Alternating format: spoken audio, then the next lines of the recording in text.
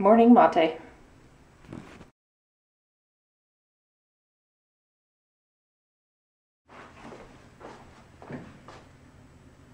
Are you trying a fat cat impression? What is this? I'm about to cut you back.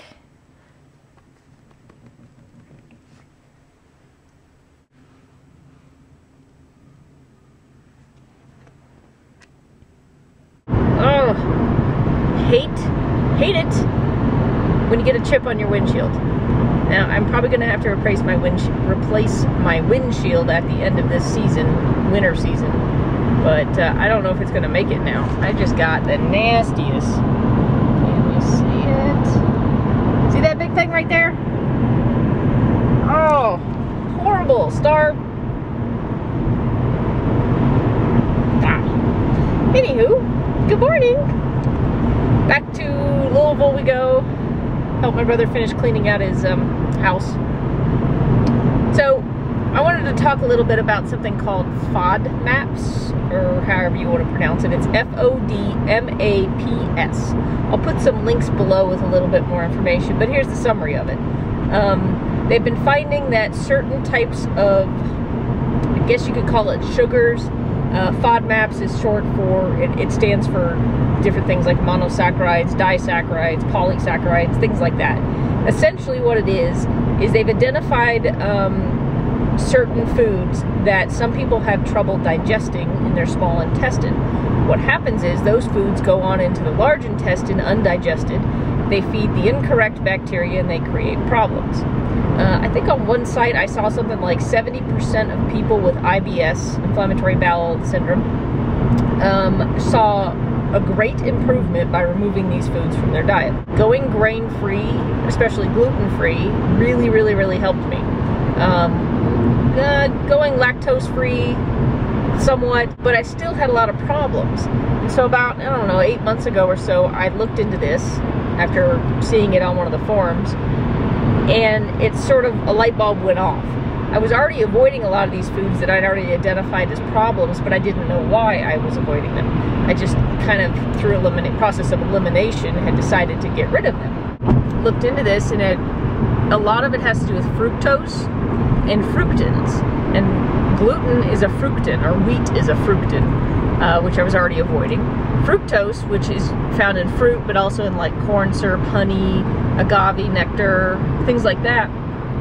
I had also found those to be a problem, but I didn't know why they were a problem, and it's the fructose in it I'm not digesting well. On top of that, things like onions, garlic, avocado, broccoli, cauliflower, cabbage, snow peas, beans, legumes, all of those are also a problem. And I kind of sometimes did those, but I couldn't figure out what was wrong, and garlic and onions were a huge one. When I eliminated those from my diet, big difference. The inulin, the fiber within them, is the biggest problem. Inulin is another one, and you'll find that inulin is added to a lot of things, like powdered stevia has inulin in it. I also have problems with like coconut milk and coconut cream, things like that, and I couldn't figure out what that was, and it falls into the FODMAP program as well. I seem to be extremely sensitive on the fruit side, where some people can eat some fruits like blueberries and strawberries and ripe bananas. I can't do those. But on the other side, I'm not as sensitive to lactose as some people might be, like yogurt, butter, a little bit of cheese, and of course ice cream. That was one that I couldn't figure out for a long time, is how is it if I cooked with honey, or if I cooked with fruit, or I cooked with you know, some of those healthier sweeteners, it made me miserable. But if I ate something made with sugar, I was fine, because sugar is dextrose and it's digested completely differently. So go figure. If you have chronic stomach issues that you've had trouble diagnosing, check out the FODMAP, FODMAPS. Again, I'll have a couple links below for you to kind of do some research, but definitely that has been a big help. Now, my question would be, to me, is, okay, so I've diagnosed things that make me feel better, but what was causing it? How can I fix the unhealthy, you know, gut bacteria that are having issues in the first place? I've done everything from a gazillion different types of probiotics and all that, and it's never really gone away. So what is the deal? That's the question I have to figure out so that eventually I don't have to keep doing this. All right, we're going north. I better get back to driving. Ta-ta. I'm glad I haven't moved in 10 years. Although I seem to keep helping other people move, so it's not quite fair, is it?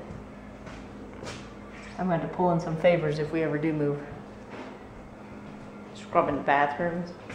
Brother's bathroom. Ugh. Anywho. Gotta eat. And back to work. Remember 2 days ago it was 65?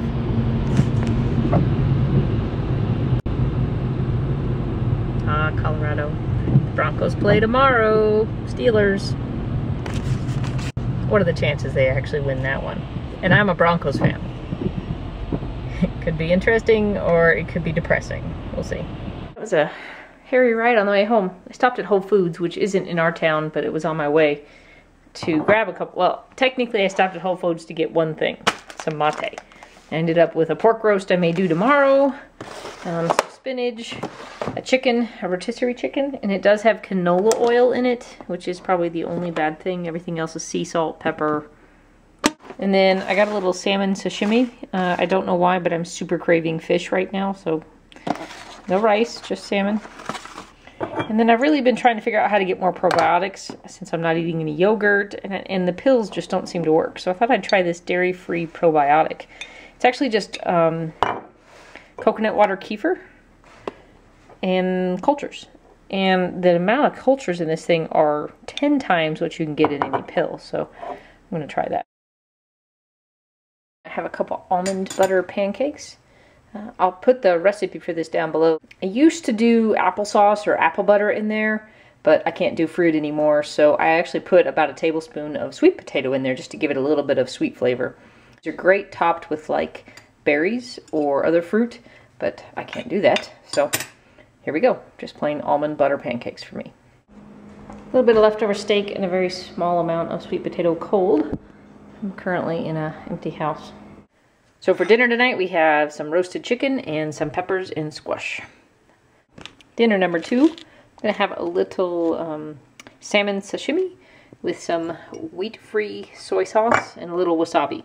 I won't use very much of this. This is technically not on my plan today because I'm having soy. But it is gluten-free. I'm having sugar fits, and I'm going to have some herbal tea instead of sugar.